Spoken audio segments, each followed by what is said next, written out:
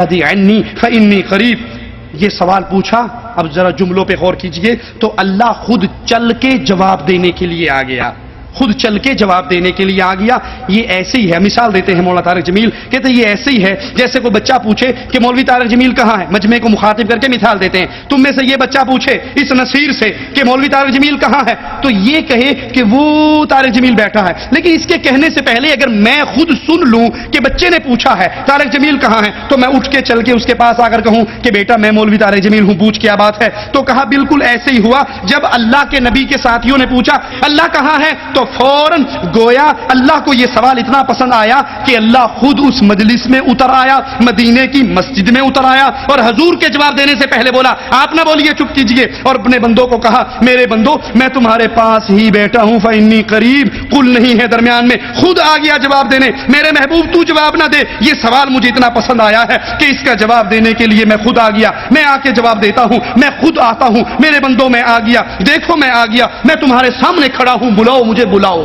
لا محدود محبت کے ساتھ اللہ کہہ رہا ہے میرے بندے میرے بارے میں پوچھ رہے ہیں. وَإِذَا سَأَلَكَ عِبَادِي عَنِّي، یہ میرے بندے میرے بارے میں پوچھ رہے ہیں. اب اگلا قصہ یوں تھا کہ اللہ کہتے قُلْ هُوَ قَرِيبٌ، تو اللہ پاک نے یوں کیا کہ خود چل کے جواب دینے آ گیا، خود چل کے جواب دینے آ گیا.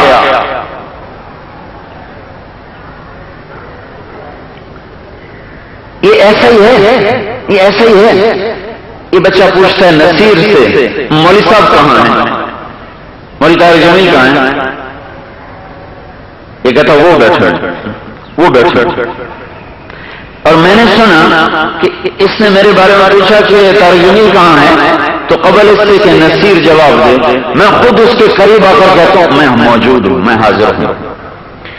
اللہ کو یہ سوال اتنا پسند آیا کہ اللہ گویا خود اس مجلس میں اتر آیا، مدینے کی مسجد میں اتر آیا اور حضور کو جواب دینے سے پہلے کہا میرے بندو تمہارے پاس ہی بیٹھا ہوں، فإنی قریب وَإِذَا سَأَلَكَ عِبَادِي عَنِّی فإنی قریب. قل نہیں ہے درمیان میں، خود آ گیا جواب دینے. میرے محبوب تو نہ جواب دے. یہ سوال مجھے اتنا پسند آیا ہے کہ اس کا جواب مجھے خود دینے دے، میں آ کے جواب دیتا ہوں، میں خود آتا ہوں. میرے بندوں میں آ گیا، فإنی قریب، دیکھو میں تمہارے سامنے ہوں، بلاؤ بلاؤ، اب پکارو، کیونکہ اجیب دعوت الداعی اذا دعان، مجھے جب بھی کوئی بلاتا ہے میں فوراً لبیک کہتا ہوں. فلیستجیبوا لی، میرے سوا کسی کو نہ پکارنا، میرے سوا کسی کو نہ بلانا، پھر دیکھنا میں آتا کیسے ہوں. انا للہ و انا الیہ راجعون. حضرت جی ان ساری باتوں کے جواب میں آپ کو قرآن کی ایک آیت سنانا چاہیں. فمن اظلم ممن کذب علی اللہ، اس سے بڑا گمراہ کون ہے جو اللہ پہ بھی جھوٹ باندھنے سے بعد نہیں آتا. یہ ساری باتیں جو آپ نے اللہ کی طرف منسوب کی ہیں اللہ نے کہاں کہی ہیں؟ قرآن میں ہے. قرآن کی کن آیات کا ترجمہ ہے؟ حدیث میں ہے. تو حدیث کون سی حدیث ہے، کون سی کتاب ہے، حدیث نمبر کیا ہے؟ انا للہ و انا الیہ راجعون. پھر آپ نے خالق اور مخلوق میں درمیان تشبیہ دی ہے. یہ خالق اور مخلوق میں تشبیہ دینا جائز؟ لیس کمثلہ شیء، اللہ کی تو کوئی مثال ہی نہیں ہے. اور اللہ آ گیا، اللہ اتر آیا، اللہ مدینے میں آیا. اللہ کہتا ہے میں تمہارے پاس بیٹھا ہوں. اللہ کو یہ کہنا کہ اللہ بیٹھا ہے یہی حرام ہے. امام مالک کہتے ہیں رحمان کا مستوی علی العرش ہونا معلوم ہے کہ وہ عرش پہ مستوی ہے، اس کا استوا علی العرش ہمیں معلوم ہے، اس کی کیفیت مجہول ہے، اس کے بارے میں سوال کرنا بدعت ہے. والایمان بہ واجب، اس پہ ایمان لانا واجب ہے. اللہ کے بارے میں یہ کہنا کہ اللہ مسجد میں آ گیا، اللہ مدینے میں آ گیا، اللہ نے کہا میں تمہارے پاس بیٹھا ہوں، میں تمہارے سامنے کھڑا ہوں، یہ اللہ کی توہین ہے، یہ اللہ کے اوپر جھوٹ ہے. اور اگر نہیں تو بتائیے قرآن کی کون سی آیات کا ہے جو ترجمہ آپ نے کیا ہے؟ بلکہ آپ نے اپنے جذبات کو اللہ کی طرف منسوب کیا. اور اللہ اپنے نبی کے بارے، نبی نے کہا تھا جو مجھ پہ جھوٹ باندھے وہ اپنا مقام جہنم میں بنا لے. اور اللہ نے کہا تھا فمن اظلم ممن کذب علی اللہ، جو اللہ پر جھوٹ بولے اس سے بڑا ظالم اور کون ہو سکتا ہے؟ الرحمن علی العرش استوى، رحمان اپنے عرش پر ہے. قرآن کہتا ہے اامنتم من فی السماء ان یخسف بکم الارض، کیا تم اس سے نڈر ہو جو چاہے تو زمین کو پھاڑ دے؟ ام امنتم من فی السماء ان یرسل علیکم حاصبا، تم اس سے بے خوف ہو، تمہیں اس کا کھٹکا نہیں ہے ہے جو چاہے آسمانوں والا تم پہ پتھروں کی بارش کر دے. یہ تفسیر حضرت جی جو آپ نے اپنے ساتھیوں کو سنائی، ذرا اللہ کے لیے ہمیں بھی بتا دو یہ تفسیر کس صحابی نے بیان کی ہے، کس مفسر نے بیان کی ہے.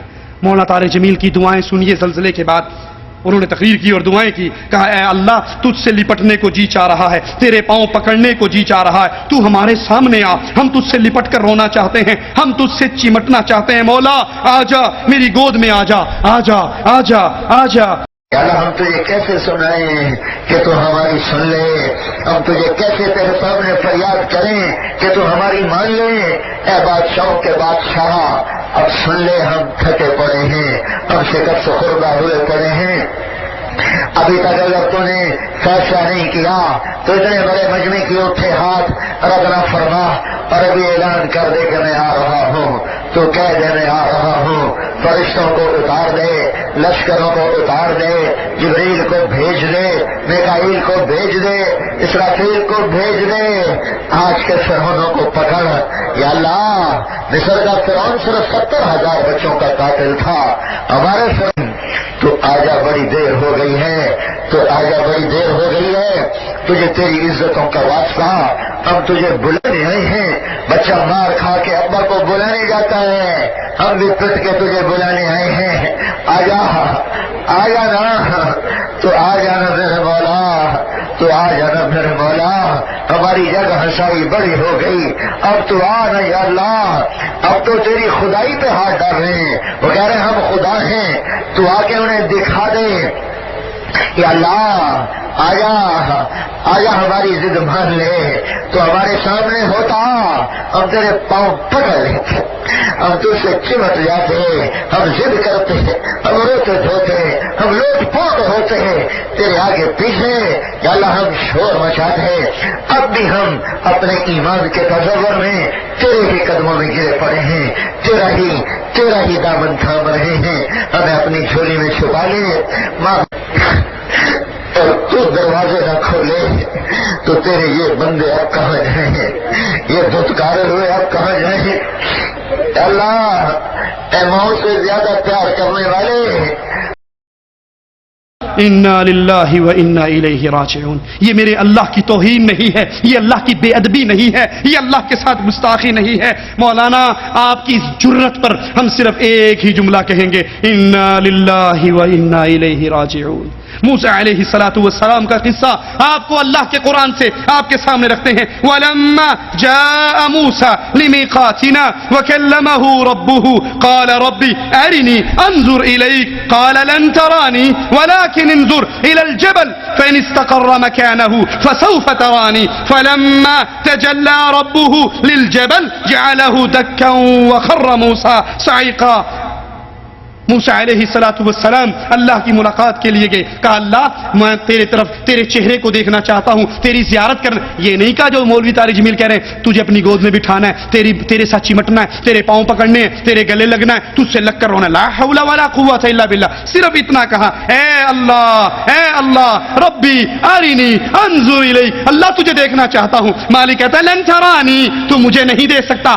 اس پہاڑ کو دیکھ، اگر یہ ٹہرا رہا ہم ایک تجلی اس پہ ڈالیں گے، اگر یہ ٹہرا رہا تو مجھے دیکھ لے گا. اللہ نے پہاڑ پہ تجلی ڈالی، پہاڑ ریزہ ہو گیا. موسیٰ علیہ السلام بے ہوش ہو کے گر گئے. وہ پہاڑ رب کی ایک تجلی کو برداشت نہیں کر سکا. اور یہ اللہ کے ساتھ کتنی بے ادبی ہے، کتنی گستاخی ہے، کتنی توہین والے جملے ہیں کہ اللہ تو میری گود میں آ جا، اللہ تو اور نیچے آ جا. تیرے پاؤں پکڑنے کو جی چاہتا ہے، تیرے گلے لگنے کو جی چاہتا ہے، تجھ سے چمٹ کے رونے کو جی چاہتا ہے. جب محمد الرسول اللہ کہہ رہے ہیں میں نے اپنے اللہ کو نہیں دیکھا، اور کیسے دیکھتا؟ اللہ تو نور ہے، اللہ کی تجلی ایک پہاڑ برداشت نہیں کر سکتا. اور یہ ایک ضعیف انسان دنیا کی زندگی کے اندر کہتا ہے لا حول ولا قوت الا باللہ. مولانا فرماتے ہیں فاطمہ رضی اللہ تعالی عنہا نے خادمہ سے پانی منگوایا، غسل کیا، اپنی چارپائی کو کمرے کے درمیان میں کیا، اور پھر غسل کیا، کپڑے پہنے، اور کہنے لگی علی باہر گئے ہوئے ہیں، جب علی آئیں تو انہیں بتا دینا میں نے غسل کر لیا، میں نے کپڑے پہن لیے، نہ میرے کوئی کپڑے اتارے نہ مجھے دوبارہ غسل کروائے. یہ کہا اور فاطمہ گئی، ساتھ ہی انتقال ہو گیا. لا حول ولا قوت الا باللہ. حضرت جی یہ روایت کہاں ہے؟ یہ کون سی کتاب میں ہے؟ ہمارا سوال آخری وقت تک آپ سے باقی رہے گا. اور پھر فاطمہ کو موت کی خبر کیسے ہوئی؟ اللہ اپنے نبی کو تو بتاتا ہے, نبی کو تو اختیار دیتا ہے کہ چاہے دنیا میں رہو, چاہے ہمارے پاس آ جاؤ. یہ فاطمہ رضی اللہ تعالی عنہا کو اختیار کیسے ملا؟